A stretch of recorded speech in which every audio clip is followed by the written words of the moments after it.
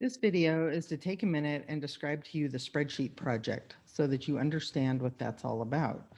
So the first thing I'd like to do is pull up the assignment so that you can see what the various pieces are and understand how it works. So the whole purpose of this assignment is to get you to create a spreadsheet with some very basic features and functions on it. And so to do that, what I've done is created a scenario. In a nutshell, I'm giving you $5,000 of Monopoly money, not real money. Don't construe this to mean you're getting a check in the mail from me anytime soon. I would love to get $5,000 to spend, and I'd love to have $5,000 to give to you, but that's not going to happen. So it's Monopoly money, okay? So what do you do with that? So you have to go buy a bunch of technology related things. Like, let's say you might want to go get a new computer and all the parts that go with it, or maybe anyhow. I'll let you decide. There's a lot of things you can do with that. And so I've got a link here again to the GCF Learn Google spreadsheet tutorials, but it's going to end up looking something like this. Okay. So your goal is to get as close to $5,000 as possible because you don't get any change back. Like if you only spend $4,000, you don't get to pocket 1,000. Okay, so it's all or nothing. And I've had students get it down to zero. So the challenge is on.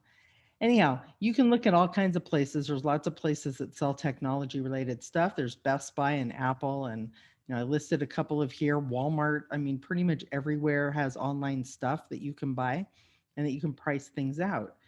And so what you have to do is you have to pick at least, let me come down here and look, at least 5 different items. I had to make sure.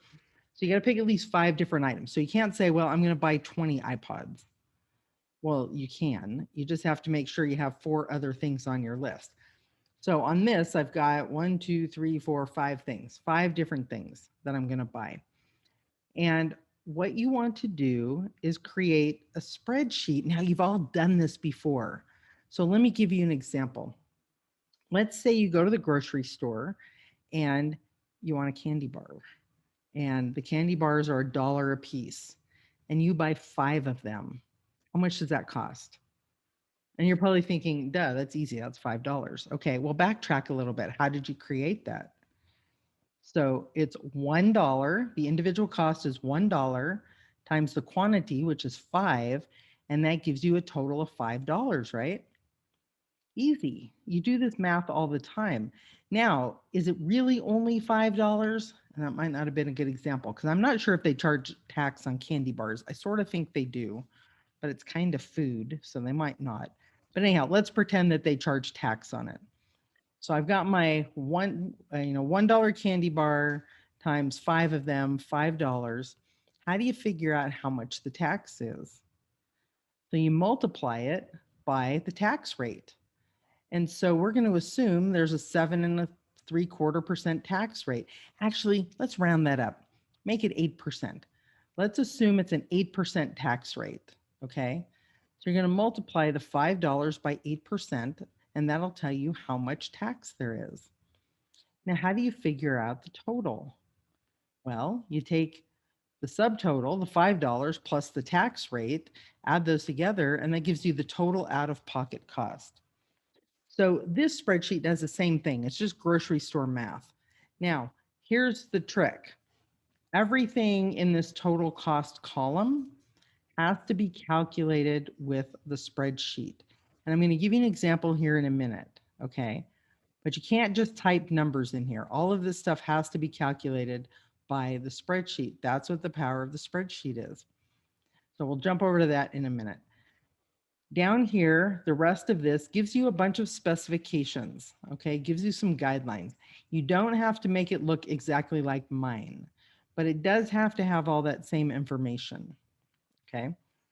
And it gives you a section for credit on the assignment, how you're going to download it, how you're going to submit it, the things you have to do, and all the different places where you get the points, okay?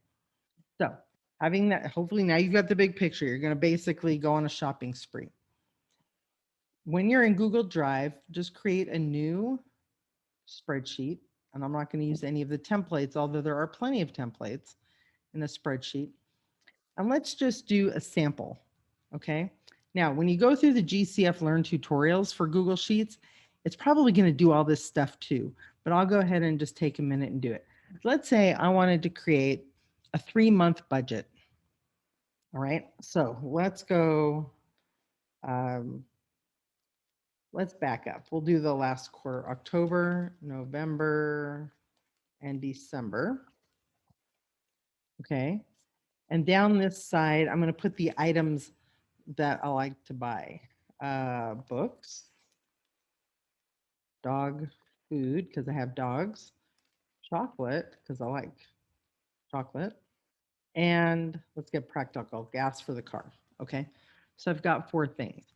Now, when you're in a spreadsheet, you can do lots of formatting. If you look up here on the bar, you're going to see formatting.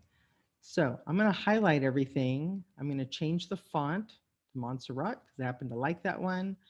I'm going to increase the font size to 12 just to make it easier to read. And you can even color things. So like I can take all these and make them bold, and then I can color the cells, whatever color you want. If you want to make the cells bigger, you can highlight them and see how the little hand turns to an arrow. When it's an arrow, if I drag it, it just makes it bigger. So there's lots of little tricks that you can do. All right, so let's plug in some numbers. Let's say I'm just going to pretend and spend about $100 a month. That's about even. Chocolate, we're ramping up into the holidays. We got to get more chocolate. And then gas. Right now, gas, I'm not spending a lot because who's going anywhere, right? Okay, so I've got some numbers. Now, one thing you should know is that the cells can be formatted in different ways. So right now they're just formatted as plain numbers, but what kind of numbers did I put in there? That's all currency, right? So you might notice on the toolbar, there's a little dollar sign. That's the shortcut. Well, you got to highlight the cells first. So that's the shortcut. I could click that and it would all turn to dollars. I could also go up to format and click on number. And you got all kinds of options now. You can do all sorts of things. And if those aren't enough, it'll give you some more options. But let's take a look. Let's see, currency right here. I'm going to do currency this one with the decimal point. And it turns it to currency. Okay. That's important because it calculates things in certain ways. What's fun is if you go to the more formats, you can change it to the Japanese yen and the Mexican peso, and you can pick, right? All kinds of things, the Australian dollar. So I've got all my stuff here. Now, how do I figure out if I want to add those up? How do I figure out how much I spent on each month? Okay. So I have to use what's called a formula. And a formula, let me skip a line. I'll come down here. A formula just tells the spreadsheet how to calculate things. And you already do formulas in your head. So if I was going to add up all the money I spent in October, how would I do it? I'd say 100 plus 100 plus 25 plus 100. Okay. And in my head, I know that's 325. I could do that. And I could add it up in my head every time. But I want the spreadsheet to do the work, because what if I actually did the budget and then I found out, well, okay, I only used 75 that month. So the spreadsheet can do that work. And so you have to add a formula. So here's the format. You start with the equal sign, and it's going to give you some suggestions here because it notices it sees stuff in the cells above. But I'm going to type this by hand. So I wanted to add this up. So I'm going to say sum. And then I could do, how do you name the cells? Well, you notice it's like bingo. There's B3, and I could do plus B4 plus B5 plus B6. And you close it with a parenthesis. So you start off with the equal sign, because you notice I put words and numbers in the other cells and it didn't calculate. If you start with the equal sign, that says, okay, a formula is coming. So they've got the formula, the equal sign, you've got the function, which is sum, and then you've got the parameters, which says what to do with that function. So let me hit enter, and there's my amount, $300. So if I change this to 84, watch what happens to my total. It automatically changes. Now the question is, where'd my formula go? Well, there's 2 ways you can edit, because this will just show the total. Up here in the function bar, you've got your formula, and you can go up here and type, and you notice it color codes to the cells. So I always like that. The other thing you can do is double click into the cell itself and do some editing. So how do I do this? There's one more way to do it. Let's go across here. I'll go over here. I'll go equal sum, because typing in, B3 plus C3 plus D3 isn't bad when there's only 3. What if you have like a huge column? You don't want to keep doing that. So if you click on one and watch what's happening over there in that cell, you see what happened here? Let's try it again. Watch what's happening over here. As I drag it, and then I put close parenthesis, it put a colon in between. And what that does is indicates a range. And so you can do a range of items, all right? And when I hit enter now, it's gonna give me the total across here. Now, it's gonna be the same formula all the way across. So here's a little trick.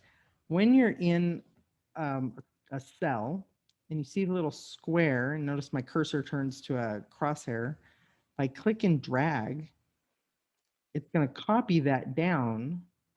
But if you watch up here in the function bar, up here it's referring to B3 to D3, now B4 to D4, B5 to D5, D6 to D6. And so it automatically changes it. So I can do the same thing coming across here. You can go either way. So now these are all the B column, and this is all the C column, and this is all the D column. So that's a really simple way to calculate. Mostly, that's all you're going to do on the spreadsheet project. There's lots of other functions and things that you might try out, but I wouldn't get too hung up on them. The main thing you need to know is that cells are referred to by their column and their row name, so B3, and cells can be formatted in lots of different ways. So here's another shortcut. There's like 3 ways to format stuff, but it's all the same stuff. So this is a shortcut to that number menu. So you can format it as plain text. Here's one thing that's interesting. You can format things as dates. So let's say I put 11/20/2020. Okay, stick that in there. But I want a different date format. I want it to actually write it all the way out like this. If I click on that format, watch what happens in that cell. Now, I'm going to change the format here. I don't want it to clip. I want it to go all the way over. For some reason, it's not going into that. There we go. Now you can see the whole thing. Oh, I see why, because it was aligned that direction. So let me try it now. It's being tricky. Anyhow, this should let it overflow into the next cell. So play around with some of these different things, because you can color cells, you can put borders around cells if you want, you can align them in different ways. There's lots of different things that you can do. You can even add links to cells. But your core thing is that you're going to use it to calculate. So take advantage of the Google Help, because that will give you lots of information. How do I, sort? How do I, add stuff? That'll help you out a lot. So I hope this brief overview of the spreadsheet project and how to use a spreadsheet is useful. If you have any questions, please don't hesitate to post to the help desk. You can share your sheet with me in edit mode, because that's how I'm going to grade it. And so if you have any questions ahead of time, you can share it with me and let me know what your question is, and I can check it and possibly help you out. So have fun on your shopping spree. And I'm curious to see what you're going to end up buying.